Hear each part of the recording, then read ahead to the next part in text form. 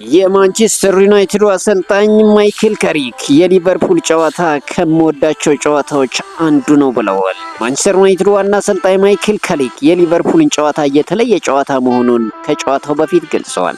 የሊቨርፑል ጨዋታ ከምወዳቸው ጨዋታ አንዱ ነው ያለ ጥርጥር ያሉት ማይክል ካሪክ በጣም የተለየ ጨዋታ ነው ሲሉ ገልጸውታል።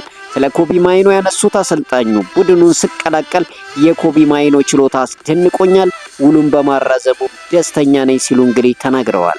ማይክል ካሪክ አያይዘውም የማንቸስተር ዩናይትድ የፊት መስመር ተሰላፊ ማቲያስ ኩኛ በሊቨርፑል ጨዋታ ወደ ሜዳ ሊመለስ እንደሚችል አሰልጣኙ ተናግረዋል። ኩኛ ልምምድ መጀመሩን ያረጋገጡት ማይክል ካሪክ በሊቨርፑል ጨዋታ ይሳተፋል የሚል ተስፋ አለን፣ እርግጠኞች አይደለንም ሲል ይናገራል።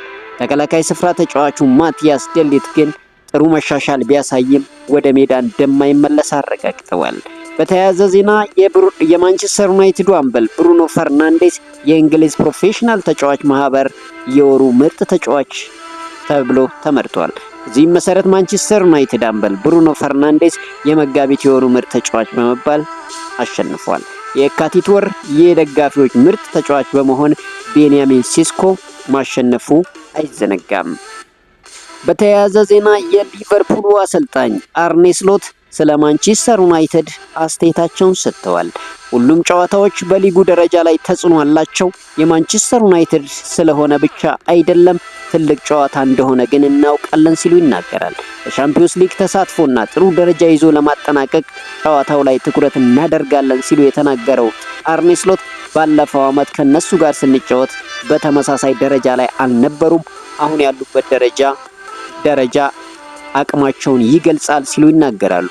በእርግጥ በሳምንት አንድ የመጫወት ጠቅሟቸዋል፣ ነገር ግን በደንብ ካየናቸው አቅምም እንዳላቸው እንረዳለን ሲሉ ማንቸስተር ዩናይትድ እውነተኛ መሻሻል ማሳየቱን አርኔ ስሎት ተናግረዋል።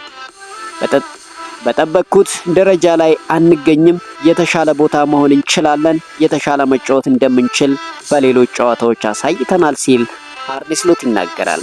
እንግዲህ ሊቨርፑል ከማንቸስተር ዩናይትድ እሁድ ዕለት ቀን 11 ሰዓት ተኩል በኦልድ ትራፎርድ የሚያደርጉት ጨዋታም በጉጉት ይጠበቃል።